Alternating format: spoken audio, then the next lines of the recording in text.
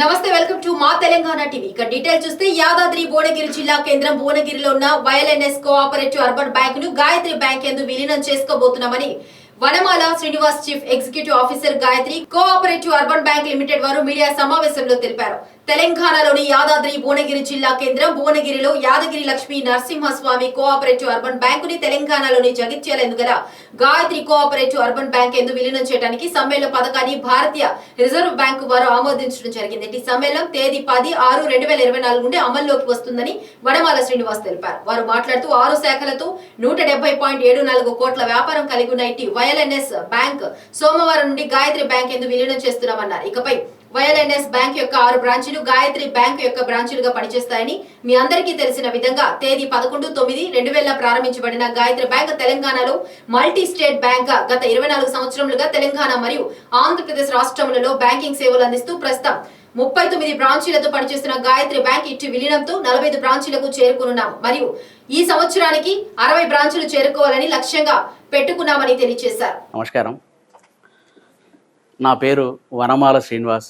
నేను Gayatri cooperative urban bank Jagtial head office మాది. దానికి ముఖ్య కార్యనిర్వహణాధికారిగా గత 24 సంవత్సరాల నుంచి నేను వర్క్ చేస్తున్నాను. భారతీయ రిజర్వ్ బ్యాంక్ ఏదైతుందో యాదగిరి లక్ష్మీనరసింహస్వామి కోఆపరేటివ్ అర్బన్ బ్యాంక్ని విలీనం చేసుకోవడానికి కోసం భారతీయ రిజర్వ్ బ్యాంక్ 10వ తారీఖు జూన్ మాసం 10వ తారీఖు అంటే ఈరోజు విలీనం చేసుకోవడానికి వాళ్ళు ఏదైతుందో డేట్ డిసైడ్ చేసినారు. అందులో భాగంగా ఈరోజు ఏదైతుందో యాదగిరి లక్ష్మీనరసింహ కోఆపరేటివ్ అర్బన్ బ్యాంకును మేము విలీనం చేసుకోవడం జరిగింది. ఈ విలీనం కన్నా ముందు ఏదైతుందో గాయత్రి కోఆపరేటివ్ అర్బన్ బ్యాంక్ అనే సన్నివేశం యొక్క బ్యాలెన్స్ షీట్ సైజ్ ఏదైతుందో 1720 కోట్ల రూపాయలుగా ఉండే. ఈ విలీనం తర్వాత Yadagiri Lakshminarasimha cooperative urban bank యొక్క బ్యాలెన్స్ షీట్ సైజ్ ఏదైతుందో 170 కోట్ల రూపాయలు, 170 కోట్ల రూపాయల సైజ్ ఆఫ్ బ్యాలెన్స్ షీట్ ఉంది. 2 విలీనం తర్వాత ఏదైతుందో 1837 కోట్ల 25 లక్షల రూపాయల బ్యాలెన్స్ షీట్ సైజుగా ఎస్టాబ్లిష్ చేయబోతున్నాం. ఈ రెండింటి విలీనం తర్వాత ఇది ఏదైతుందో తెలంగాణ రాష్ట్రం లోపల ప్రస్తుతం ఈ సైజ్ ఆఫ్ బ్యాలెన్స్ షీట్ను మనం పరిశీలించుకున్నట్టయితే we're a second largest bank in Telangana.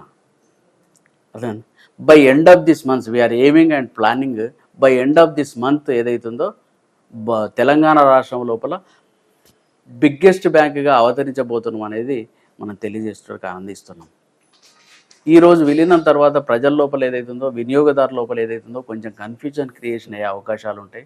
Gayatri bank సన్నివేశం ఏంటిది, ఇదేంది అనేది మీరు ఎట్టి పరిస్థితుల వల్ల వర్రీ కావాల్సిన అవసరం లేదు.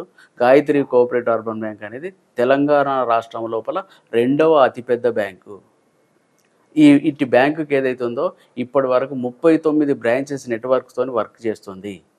ఇప్పుడు ఏదైతుందో ఈ యాదగిరి లక్ష్మీనరసింహస్వామి బ్యాంక్ యాడ్ కావడం వల్ల ఈ 6 బ్రాంచెస్ కలిపితే 45 బ్రాంచెస్ నెట్వర్క్తో పనిచేస్తుంది.